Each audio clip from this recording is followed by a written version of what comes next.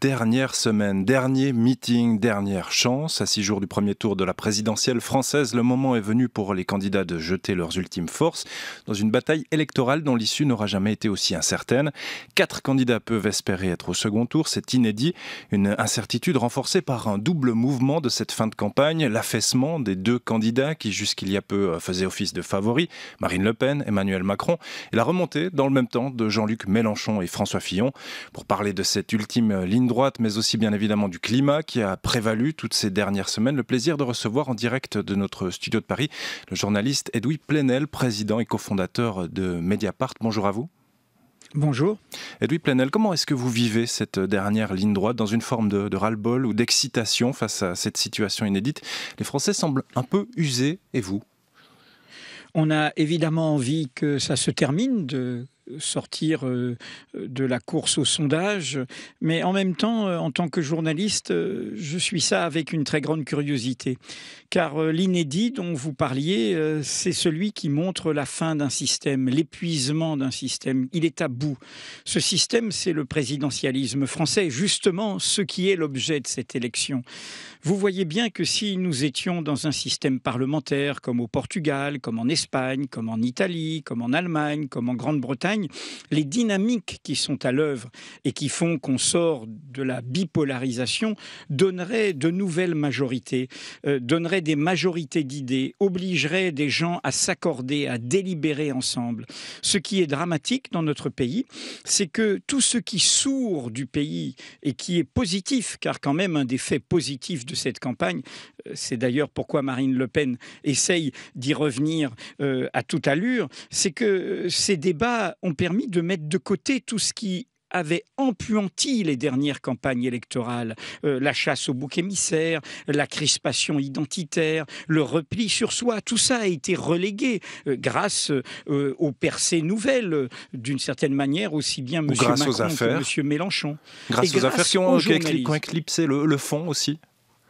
Non, pas du tout. Nous avons au contraire joué notre rôle. On ne peut pas dire que les affaires sont anecdotiques. Qu'est-ce qu'elles mettent en évidence s'agissant de M. Fillon et de Mme Le Pen? Elles mettent en évidence des questions politiques véritables. Dans le cadre de M. Fillon, et c'est le drame, et c'est quelque part la décrépitude de l'ancienne droite républicaine, il aurait dû passer la main. Cet homme est mis en examen.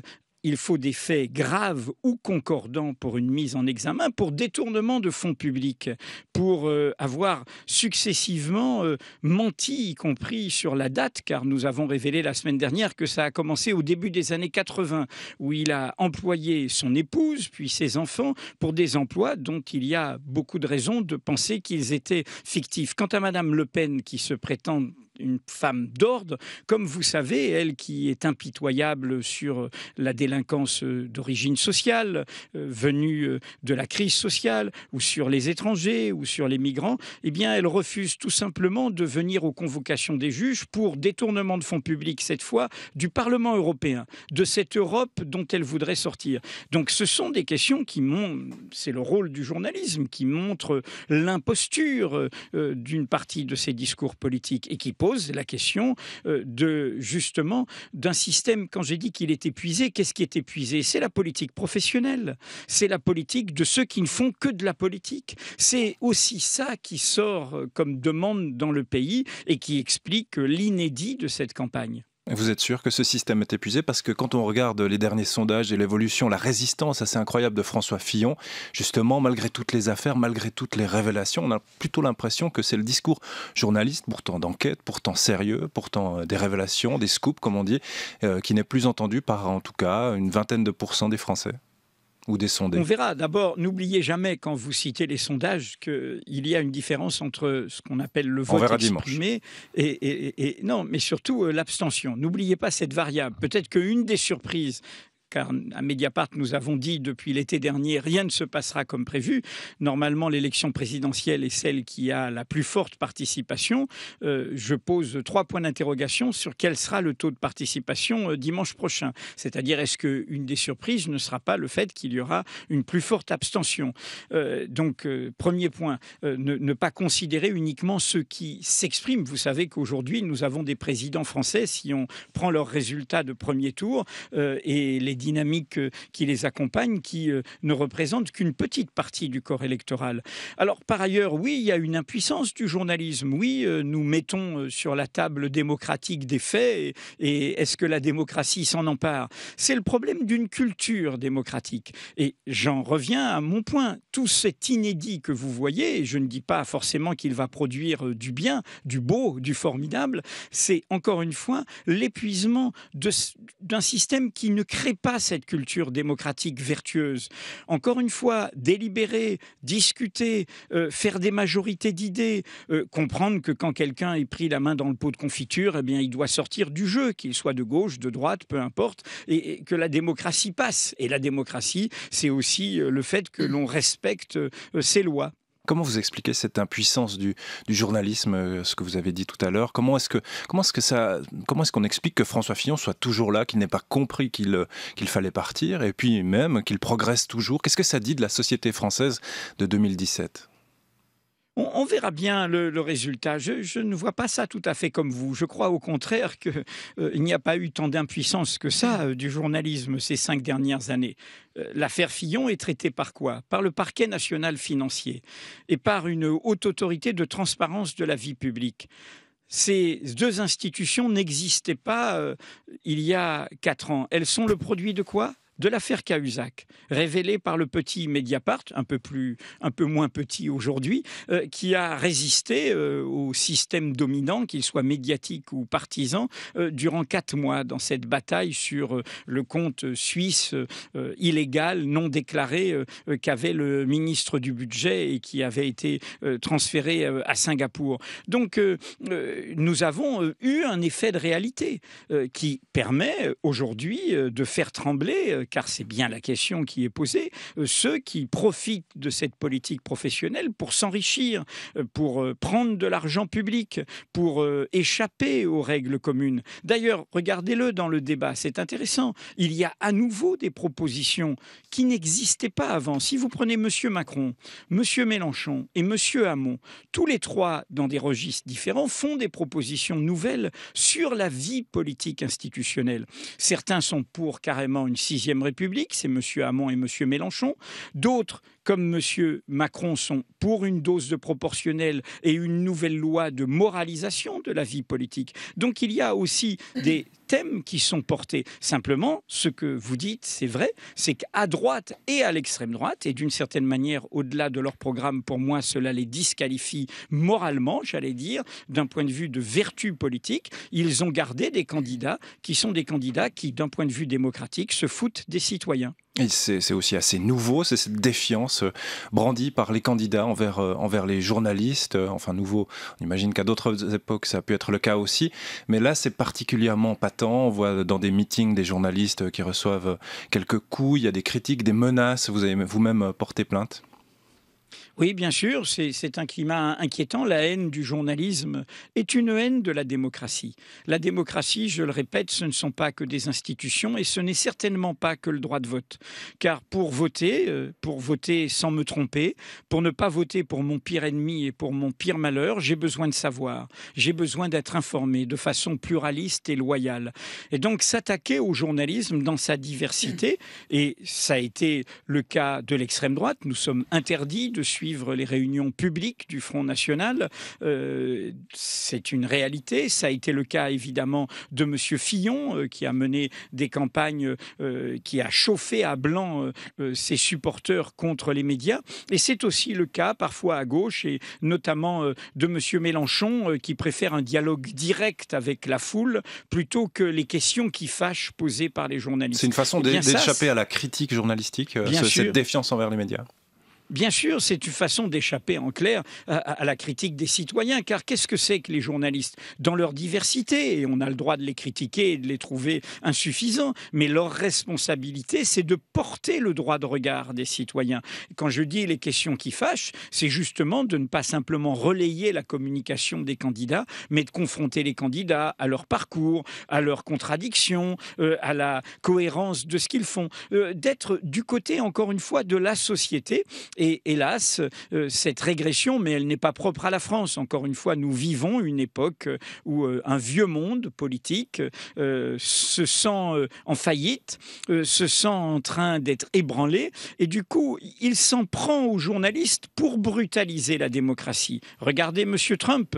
Nous avons eu dans d'autres circonstances également M. Poutine ou M. Erdogan aujourd'hui. Eh bien, M. Trump, de l'autre côté de l'Atlantique, vous voyez la même chose. Les faits alternatifs, la post-vérité, le fait de refuser cette relation démocratique à la diversité d'un peuple, au pluralisme d'une vie publique, c'est évidemment une alerte qui n'est pas seulement française. Mais est-ce que le rôle des journalistes ou de certains journalistes ou de Mediapart, c'est de s'en prendre justement à Donald Trump, à Marine Le Pen, ou au contraire, pour sortir de cette crise, de cette défiance, ne faudrait-il pas viser une forme d'impartialité, un traitement objectif, de mettre à égalité tous les candidats? Qu'est-ce que vous en pensez?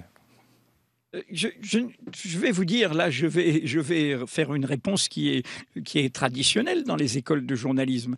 Nous ne revendiquons pas l'objectivité, nous revendiquons l'honnêteté. C'est bien pour ça qu'il y a un pluralisme de la presse. Il y a des journaux qui mettent des nouvelles en valeur et d'autres qui en mettent de différentes. Il faut surtout éviter une uniformisation de la presse. Alors la loyauté, c'est la rigueur de notre travail. Nous avons, comme médias indépendants, notre agenda, nous avons nos priorités et nous sommes aujourd'hui des médias participatifs. Donc nous ne sommes pas au-dessus de notre public. Si notre public n'est pas satisfait, il peut nous critiquer, il peut nous discuter. Encore une fois, nous, journalistes, nous ne sommes pas dépendants ni de ceux qui possèdent nos médias, ni de ceux qui seraient la puissance publique.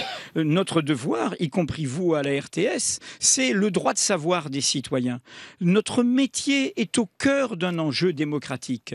Nous sommes du côté du droit de savoir des citoyens. Et en démocratie, il n'y a jamais de mauvaises questions. Il n'y a que de mauvaises réponses. Toutes les questions sont pertinentes, on a le droit de les poser, car les personnes qui veulent nos votes, ils veulent quoi? Ils veulent un pouvoir. Ils veulent un pouvoir qu'ils auront au-dessus de nous, y compris dans un pays comme la France, c'est le pouvoir de faire la guerre, c'est le pouvoir parfois de faire le contraire de ce qu'on a promis quand on est en campagne électorale. Et donc, c'est le pouvoir de servir des intérêts privés au niveau économique. Rappelez-vous l'ampleur de la crise financière de 2008 et ainsi de suite. Donc, il est tout à fait légitime de faire cela, de le faire en toute loyauté. Qu'est-ce que c'est la loyauté? C'est le respect des vérités de fait. Nous sommes au service de ces vérités de fait qui doivent être recoupées, qui doivent être démontrées, qui doivent être documentées. C'est cela notre travail. Ce n'est pas une neutralité abstraite qui voudrait dire quoi? Qui voudrait dire suivre la communication. Car en face de ça, nous avons, qu'il s'agisse du monde des entreprises ou qu'il s'agisse du monde politique, des stratégies communicantes, y compris sur les réseaux sociaux. Donc nous, journalistes, nous devons mener cette bataille de la confiance au cœur des citoyens.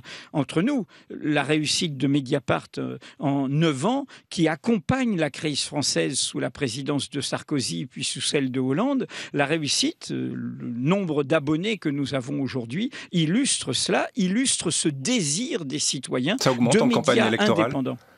Ça augmente les abonnés. Vous avez lancé une formule, une offre. Rien ne se passera comme prévu, je cite. Ça augmente ces derniers jours, les abonnés à Mediapart pour suivre c'est tout simple. On a terminé l'année 2016, on était à 130 000 abonnés individuels payants. Nous sommes depuis ce week-end à 140 000.